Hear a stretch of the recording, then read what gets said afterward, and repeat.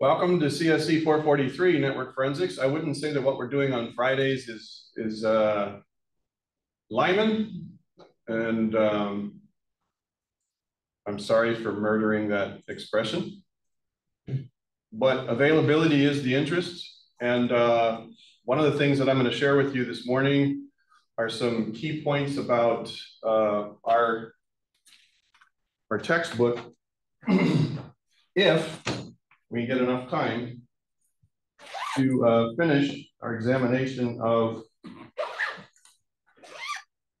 the hands-on. So Fridays are intended to be hands-on. Is everybody hearing me okay if you're joining from a distance? No, you good. Okay. We've plugged in a microwave in the classroom, and what we're going to do here is join the session with more than one portable device here.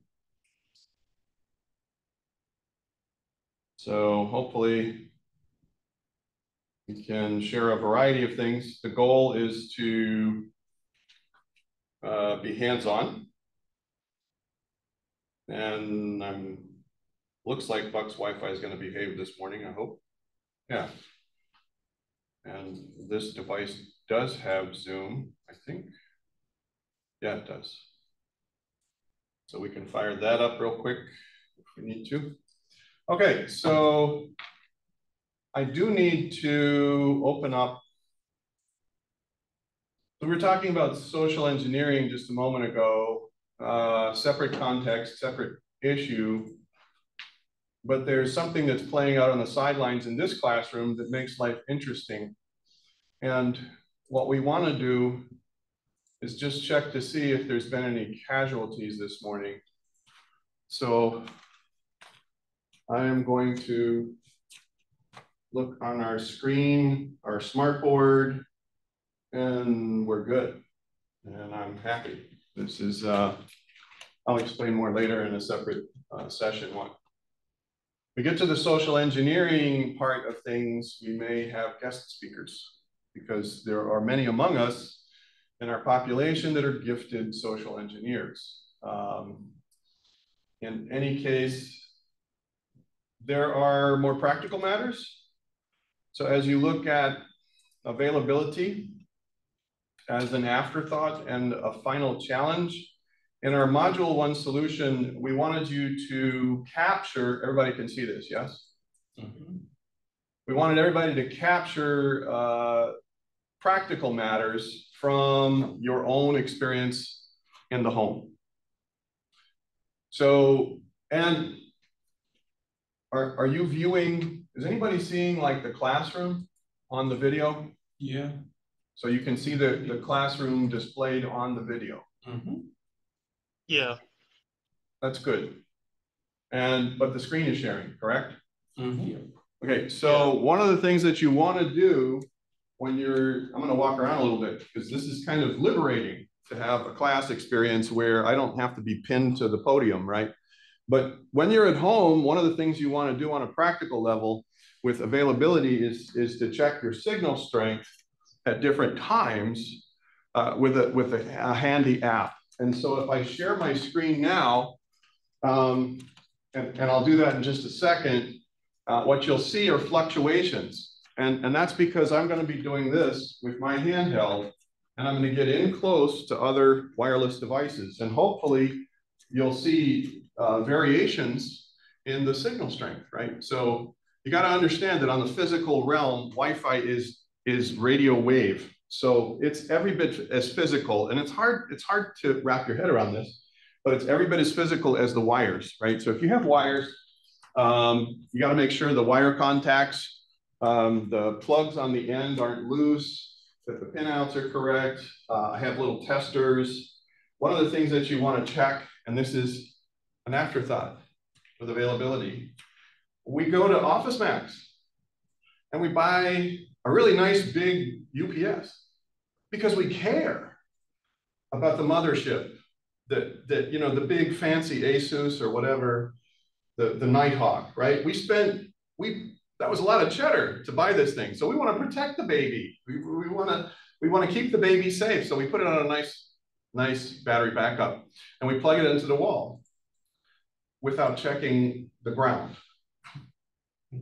And the surge protection that's on steroids, that's part of that UPS battery backup, won't work properly. The trigger mechanism for that UPS that's going to say, oh, the voltage is dropping, that's going to be delayed. It's not going to be as efficient. In some cases, it's not even going to work at all because it doesn't have a proper ground. So the electronic components in the UPS that would otherwise detect, we got a brownout coming, sometimes they don't happen. If you have a good ground, and I challenge you, and you have a UPS, and you should get a cheap UPS if you don't have one at all. Buy the cheapest one you can get. Go on eBay and have them pay 20 bucks to have them ship it here. Then plug it into your wall. You'll be sitting in your house, and there are other appliances that do this. Lights will do this if they're a certain kind of light, or appliances will do this. You'll be watching or participating, and then you'll hear like a click or a gap. You'll witness a gap. And that click is like, why is the microwave clicking? Why is the TV going? It's kind of like clicking in and out. Does anybody know what I'm talking about here? I haven't. You kind of witnessed that thing? I mean, like I've like literally seen like my lights like go from like bright off bright. So right. So if they're bright off bright, that's a visual indicator that the voltage is waving up and down, right? That doesn't just happen. Now it could just happen because there are loose contacts, but on the screen here, we talk about the scans. If you find that there's interesting activity on your network, that needs to be investigated. So what you want to do is take this result, and I want to explain to people, I need you to complete this part of it, and if I haven't said this already, you're going to submit this. And then I'm going to look at what you got from your results. I'm sorry, that's improper English for those English professors at the University of the Virgin Islands.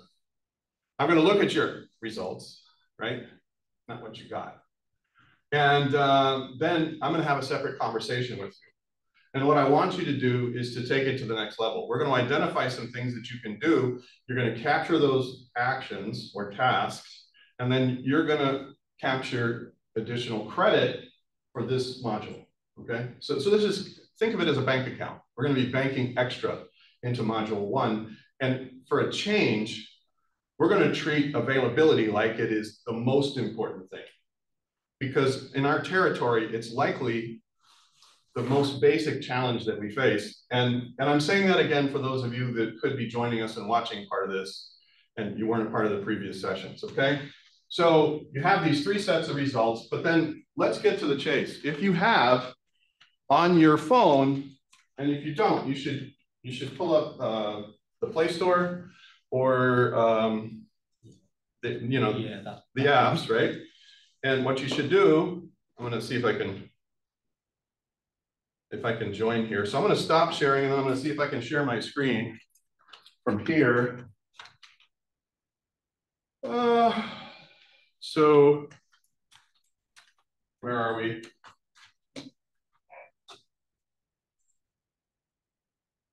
Where's the share option? Join, start, chat. It may there be it is. in the triple. There it is. The screen. There we go. Start now.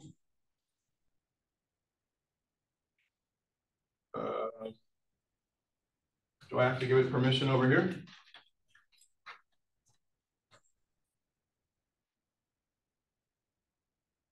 Display over other apps. I've got a weird screen on here. So I went to share. I'll share the screen.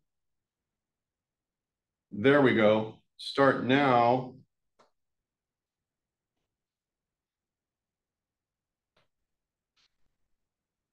Come on now.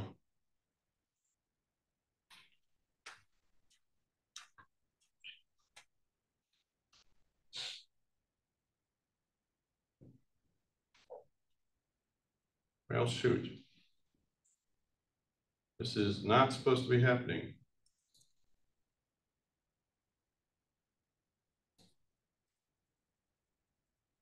Display over other apps. It's got a long list. Oh, Zoom not allowed. Yes. Okay, so there was a security measure on the Pixel that had something to do with this. So there was another screen and it said display over other apps, and at the very bottom, all the apps said disable, disable, disable, disable, disable. And now finally, it's doing this. And I should be able to turn this, and lo and behold, maybe it's not going to let me turn. Are we? Okay, we are getting somewhere here. Wi-Fi Analyzer. Okay, so now we're getting somewhere. I want you to notice I have an app for the ASUS router, the mothership in my house. And there's usually an option to check for your firmware and updates, and you'd be shocked at how often a little firmware update can help. But if you go to the Wi-Fi Analyzer, it says, may we ask for permission while using the app? Okay, 3, 2, 1. You'll notice I'm not showing anything. Now let's troubleshoot this. Everybody look at the screen. Which frequency is highlighted? 6 gigahertz. 6 gigahertz. So would I expect to see anything on the 6 gigahertz at the UVI campus with like 5-year-old Aruba? No. No. Let's try 5 gigahertz, or oh, here's 2.4. Yeah. Now we're cooking with gas. Yeah. Oh, this is good. Oh, and it turned. Okay, so now it finally turned. Now we're cooking with gas. See, so Fridays need to be playtime. And I want this to be something that we look forward to each week. And you see Buck's Wi-Fi there. And then we see a bunch of other stuff, right? And let's hit the 5 gigahertz and see if we get anything out of 5. Oh, we get something. We get something. Can I zoom in on this? Will it let me zoom in? No. But can I change the view? Yeah. So which is a stronger signal?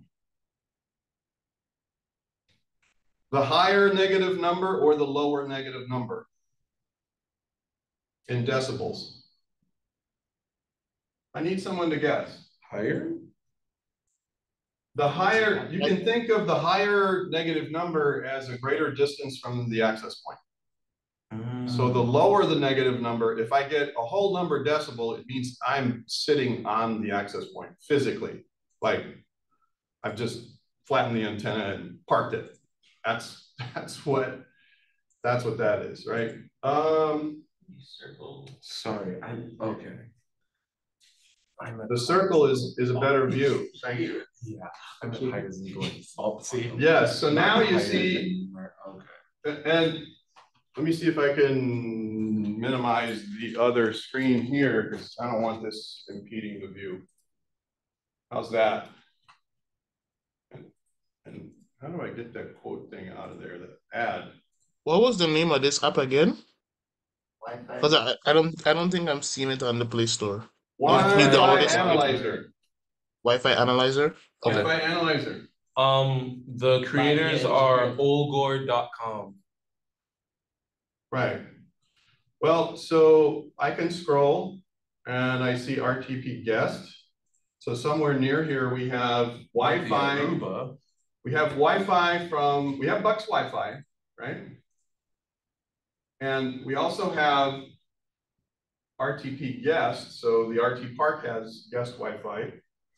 And that might be interesting to investigate with their permission, perhaps.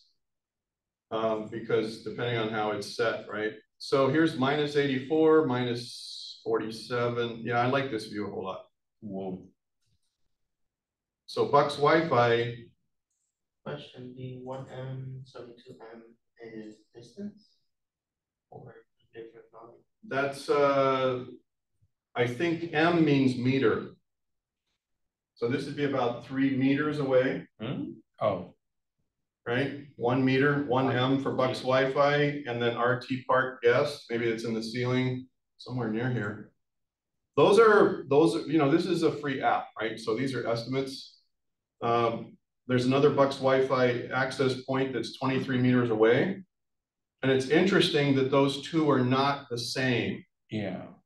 Because you can configure Wi-Fi if it's part of the same network so that fast disconnect and roaming is enabled. Does anybody here understand what I'm saying about that? So like if you go to a hotel and you have guest access at a hotel, you can walk anywhere in the hotel, and it's not like you get guest access first floor, guest access second floor, guest access third floor.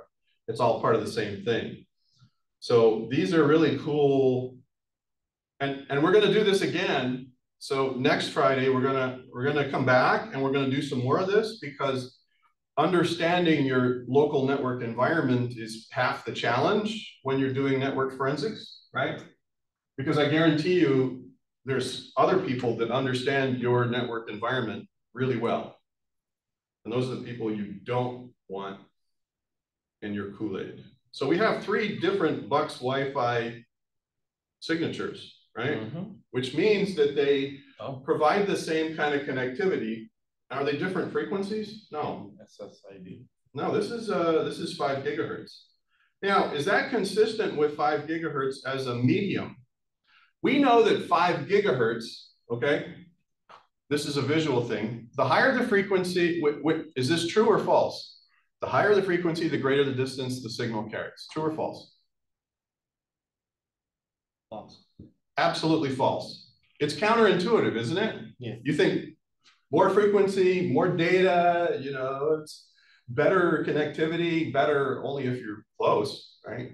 If you're not connected with 5 gigahertz, now I'm connected with what? 2.4 gigahertz on my smartphone. So would I get a different picture if I were connected through the 5 gigahertz? You should.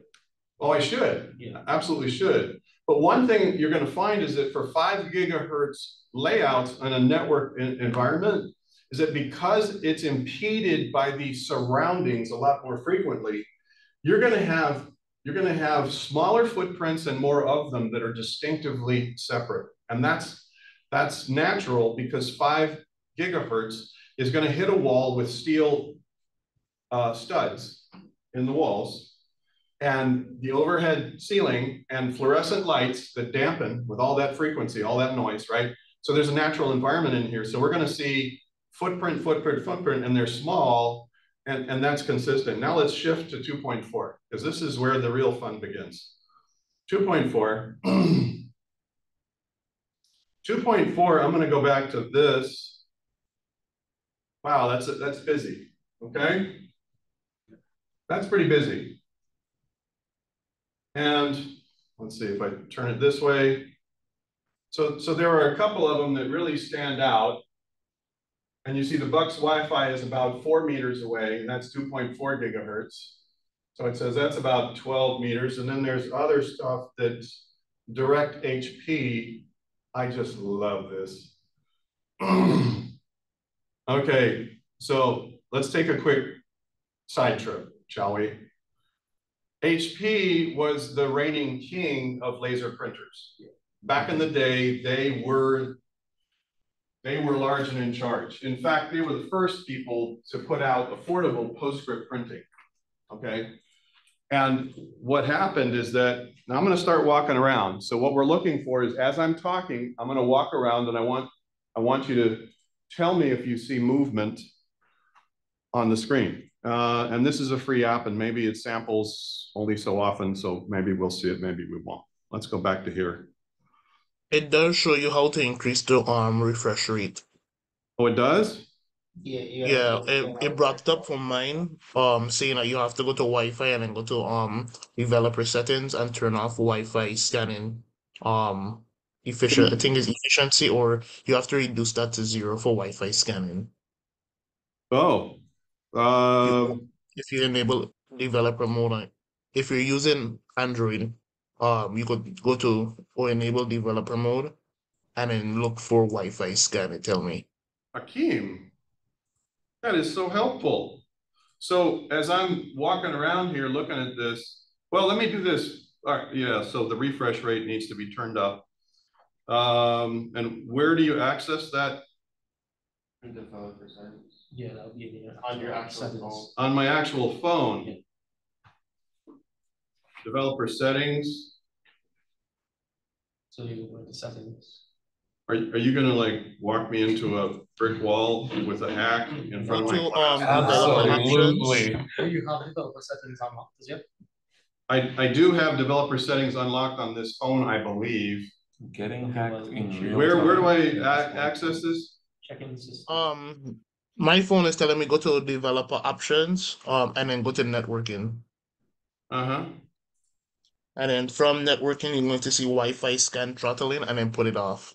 Yeah, so you'll scroll down until you see some network settings.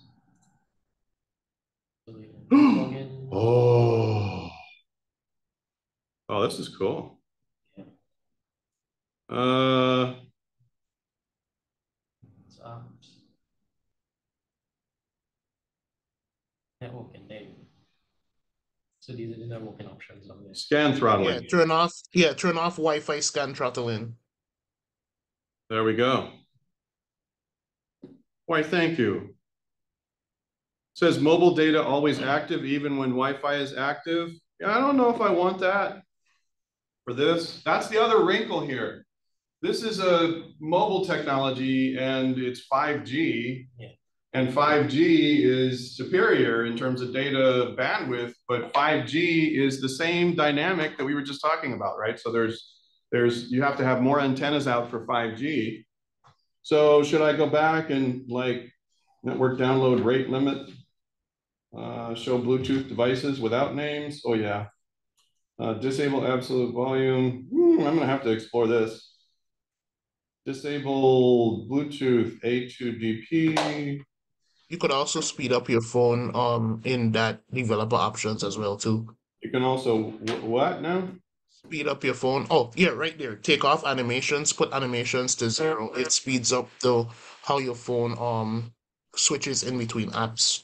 So you see animation scale, turn it off, and then turn off all animations, and it will make your phone a little bit faster in terms of switching apps and doing other multitasking stuff. Okay.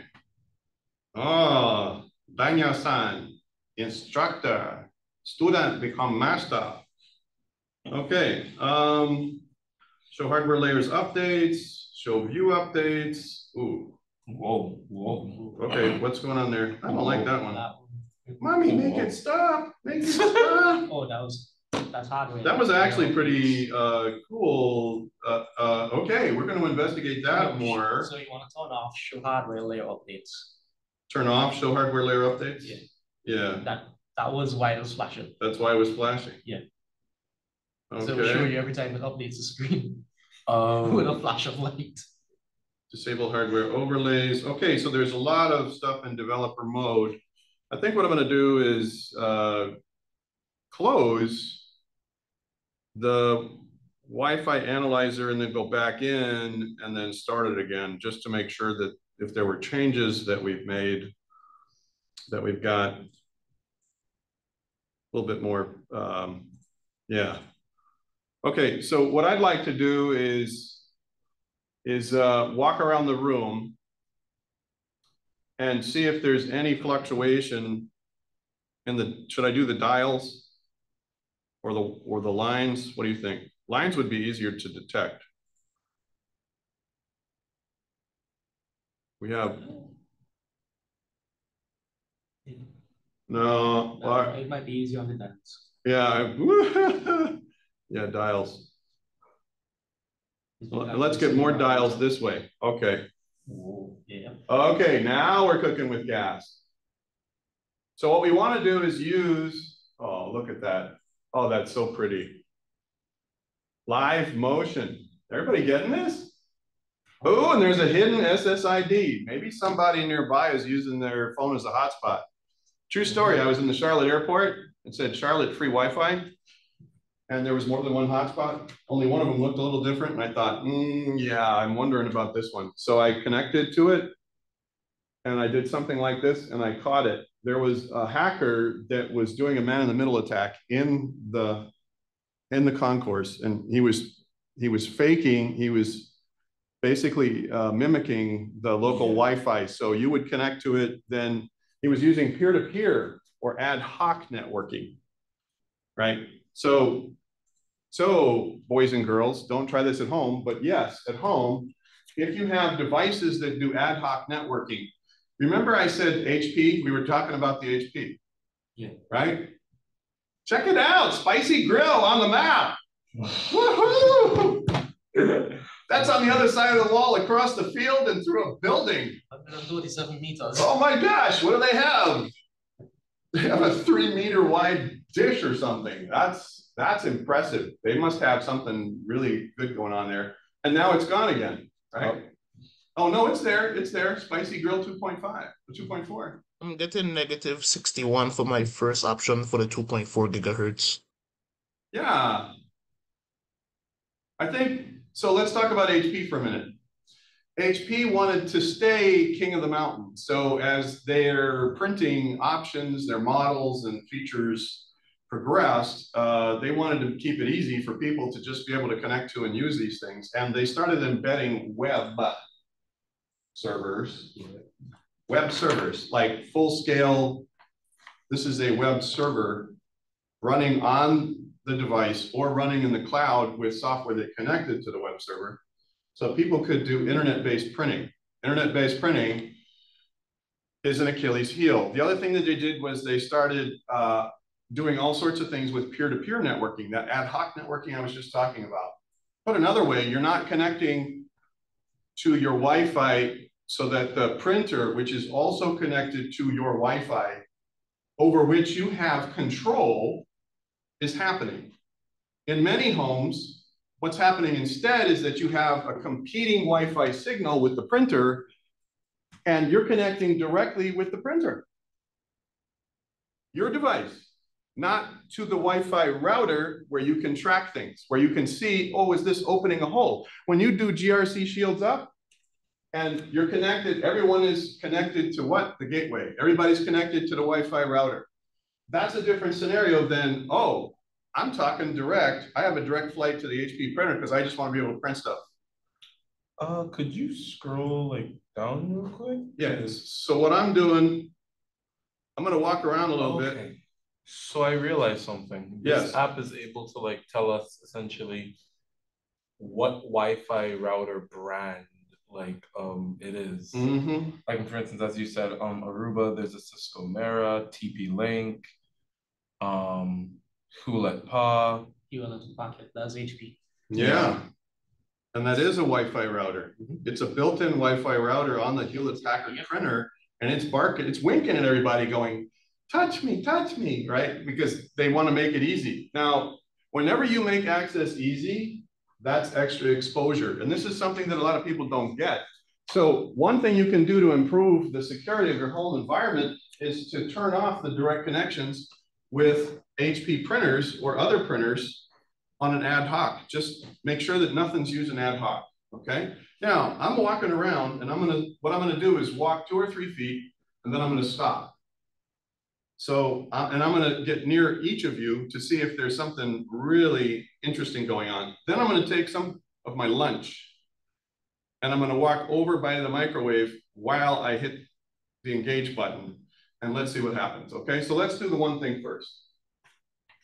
I'm over here by Luke. And I'm over by the window. That's like That's Yeah, so I owe you lunch, great. At the Spicy Grill. Let's go to the Spicy Grill. Okay. Seems like all their Wi-Fi is over here.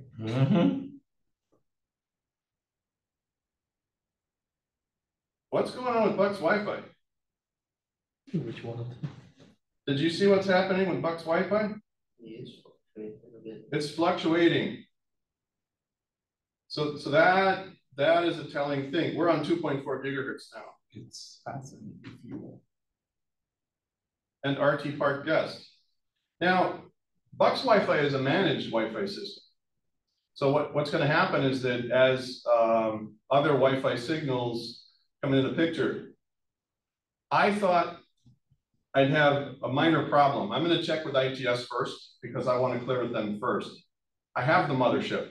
It's got 8 antennas. It's an older ASUS router. It retailed for $400 when it was first sold, right? It's a hand-me-down from my son because he makes more money than I do right now. And he's got the 11,000 and he's going to go out and buy the next one with Wi-Fi 6 squared, whatever. Yeah, that's because he likes rubbing my nose in it now. It's like, look at me, I'm driving the old clunker, the old car. He's driving the nice new Toyota Tundra truck that could climb Mount Everest. And I'm like, okay, all right, well, you can have that. So yeah, what's going to happen is if I bring the mothership in here and I turn it on, we just saw that Buck's Wi-Fi was fluctuating, and in a managed Wi-Fi environment, an enterprise environment, you're going to see more of that because that's the wireless management system doing its job. As people and clients are moving around, the density of users is loading some of the access points more than others. Now, I'm kind of talking through this verbally, but I want you to think about this in your mind's eye. Let's say we have a population of users, the class gets out, they all disperse from the room. Now you have many fewer Wi-Fi users in the room. What does that do? Well, the bandwidth challenge in that room has changed, but it's picked up elsewhere because now they're in the bookstore or they're in the cafeteria because it's lunchtime. Does this make sense? Okay, so I'm gonna step over here. Oh. That hidden SSID. And I'm standing. We found the owner. I'm standing by Michael. Oh, it's gone. It's gone. I'm standing by Michael. He turned it off. I'm still waiting on Michael to say something. Oh, Mill Rain, actually. Mill, oh gosh. That's what I was like, I was confused. I was like, wait. Oh. Oh no, I owe someone else lunch now. Oh, nuts. At this point, whole class lunch. Okay. All right, now let's stand by Gerald. I'm standing by Gerald. Let's look at the dials. What's happening next to Gerald? I'm waiting for a comment from Gerald. Oh, it's Janelle, sorry. Oh, it's Janelle. Oh, nuts.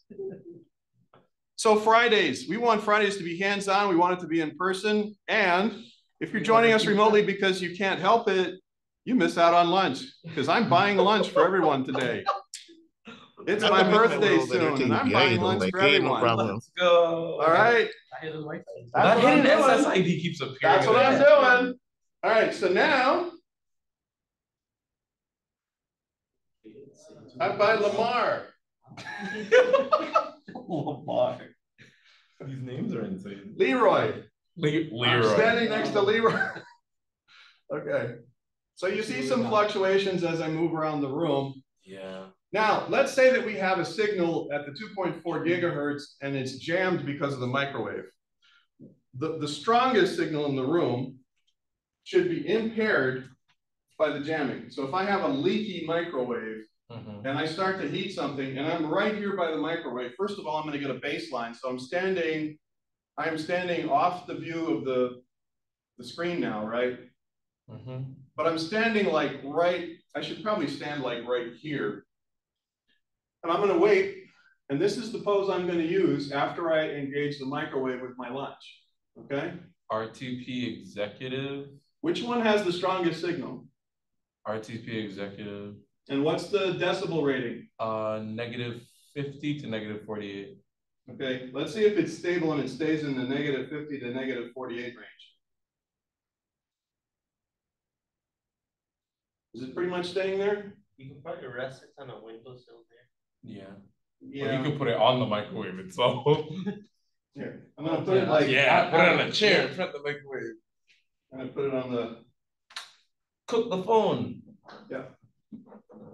So let's see if should I can't stand it upright, but we'll get the best view of the. Okay, there we go. Is that with the soften by strength? Say again? Is that with the soften this by strength? Soften it? Sort it by strength. Sort it by strength. That's a good question. This is the free app, but I am now convinced I need to acquire the professional edition. I'm going to get the pro edition. Because I am going to honor the developers of this app, because for a free app, it's doing a lot. Yeah. It's doing a lot. It's doing the most right. What we could do is once we get the baseline, we can pause it. Oh yeah. So you looked at that a bit too good. My wife loves me, so she sends me out with peanut butter and jelly or leftovers or something. She's always putting something in my care package. This is foil. If I want to induce a microwave problem, I can just put this in there. It you know, like the movies, only it doesn't turn out like the movies. It's not pretty. What I'm going to do now is open up the grill, and what we want to do, we're seeing some fluctuations just from me moving around. Yeah. Oh, RTP exec is now in the 44s. It's stronger. Where is it? Are you looking on your own phone? No. Whenever it like pops up, like occasionally out of them the 3, like right now, yeah, it's. I really need to stand this up. Let's see if I can get a different. I'm gonna do like this. I go like. Let me see if I can do like this. Yeah. That's better. Yeah, that's a better view. You like lean. It won't stay. What I need is my. Yep, there it is. Perfect. So it won't slip. Okay. How's that? Yep. Okay. Now we can see that RTP exactly. Oh wow. Okay, so now it's dropped down to 51. So we're going to see some fluctuation, but here's what I would suggest. Spicy Girl at 92. Let's go. We're not at 53. Do we want to pay attention to the ones that are fluctuating naturally, or we want to pay attention to the ones that are in a fixed place when we fire that off? The fixed place, right? Because if we see some interference, it's going to happen with the signal. So here we go. I'm going to put this, let's just do it empty. I'm going to hit add 30 seconds. Oh, everybody moves a bit. Third box Wi-Fi, the 71. RTP exec went down really wide. Whoa. Wi-Fi's are disappearing. Yeah. Wi-Fi's are leaving. We lost signal. Yeah. No, Spicy Girl. We lost Spicy Grill. It's back. Wow, that is crazy. Oh, the hidden SSID was there and not there. Oh man! All right, so there wasn't anything in there, but the platter was rotating. Yeah. So you know that this stuff is made out of ceramic and metal, and let's mix it up a little bit. So now I'll probably get a spoon out of my office and eat this before the next class. I'm now convinced because our time is running a bit short, but wow, I wish we could just keep going and just let the next class come in. All right, so now we're heating stuff. We have a populated. We have a Bugs Wi-Fi is tanking. We have a We had a populated field with signals, and then as soon as we engage the microwave, the field changes. Okay. And it drops. Now this jet is tanking hard. All right, so here's a question. Is this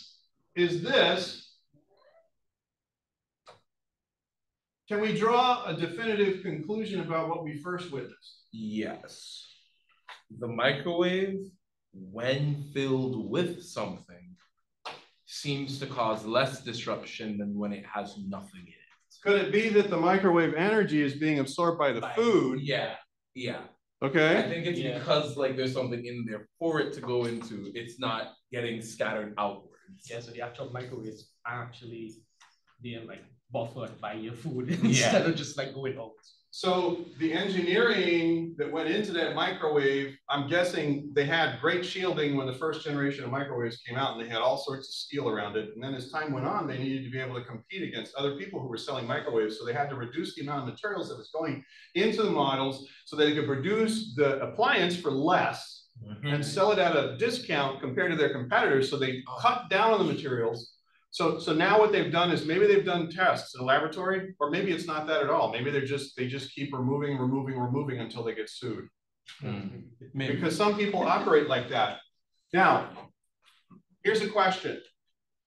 We've witnessed a pattern together, but to be definitive about this and to be able to share results with others in a credible manner, what do we need to do next? We need to repeat it and then write it down.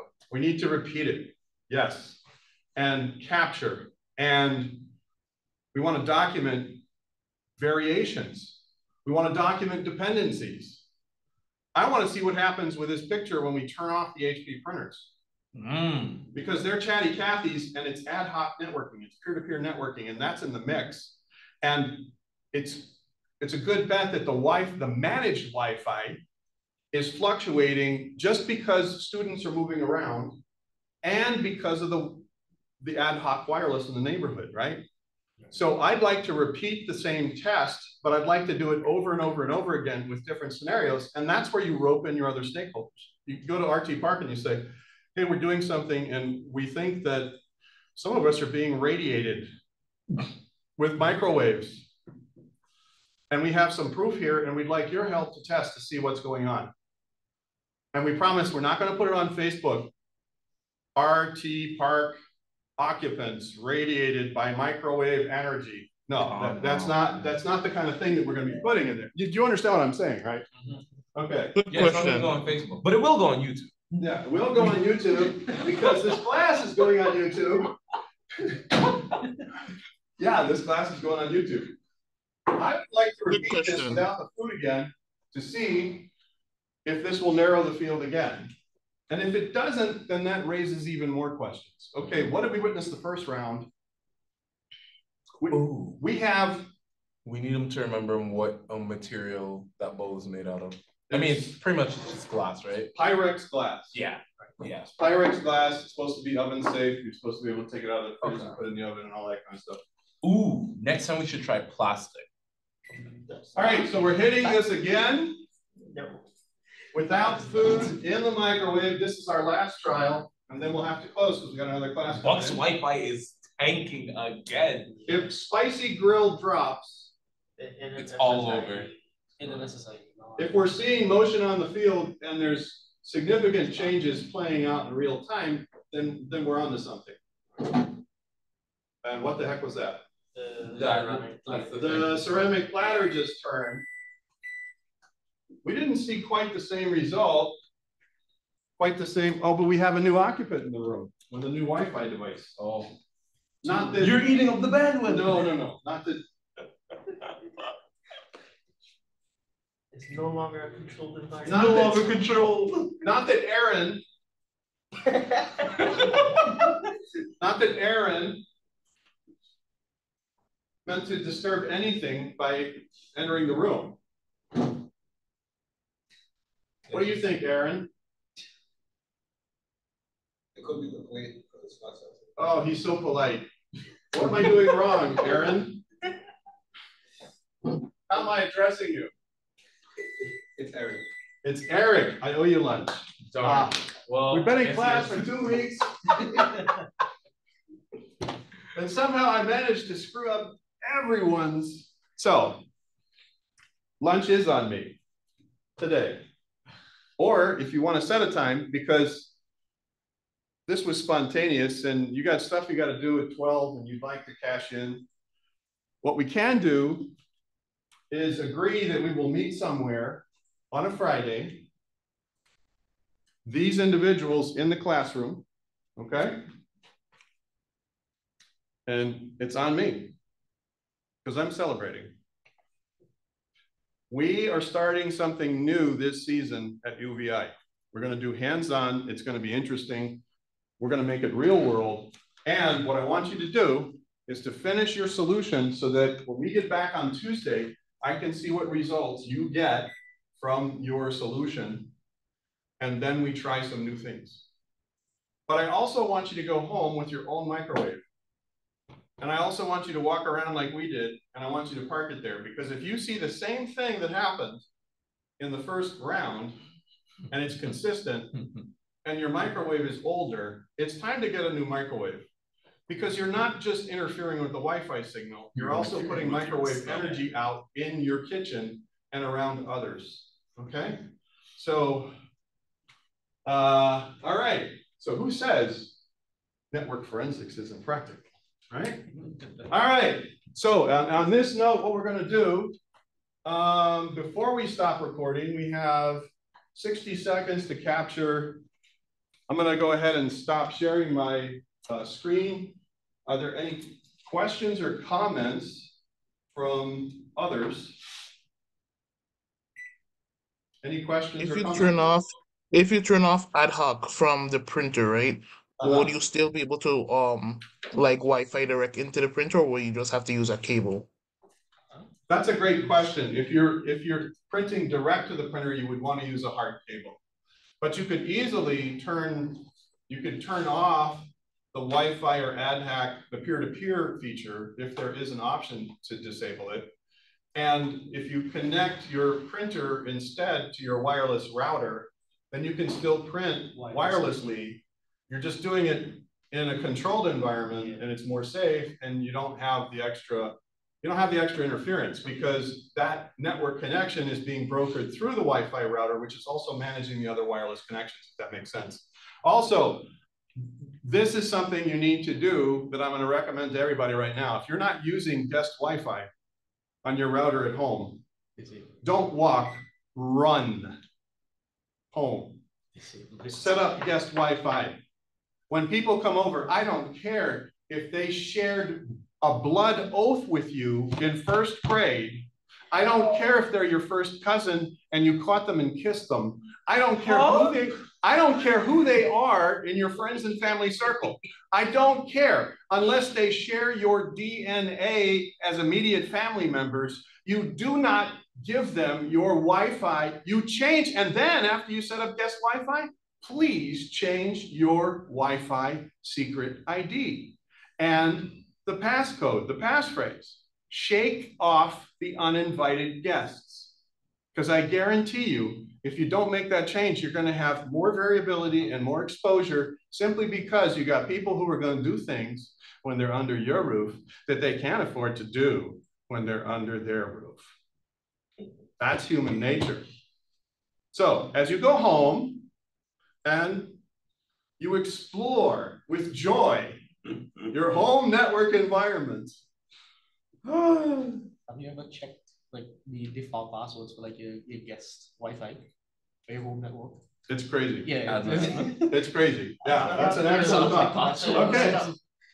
Like password. I still have the question about the security threat for Cali. The security threat for Kali. Okay. Can you repeat for others your question before? There's a severe threat on my computer from Kali Linux, one of the files for Kali Linux. And this is in Windows Defender. Yes, and it's showing that it's a Trojan horse. It's showing that it's a Trojan horse, and that's because there are tools in Kali that are malicious hacker tools and not necessarily analytical or forensic tools, right? So one thing you can do is you can go into the options to allow an exception, because you're the one that's controlling that software, hopefully. I did check the SHA and everything. You checked the SHA. So you did check the SHA. You're sure it is a clean, pristine, uncorrupted download from the Kali website, so you know it's not, doesn't have any uninvited guests. I would say it's appropriate to allow an exception. You don't want Defender so distracted with that where it's barking all the time and it's not paying attention to other things. Any other questions or remarks before we close for the day? Okay, we're going to stop recording.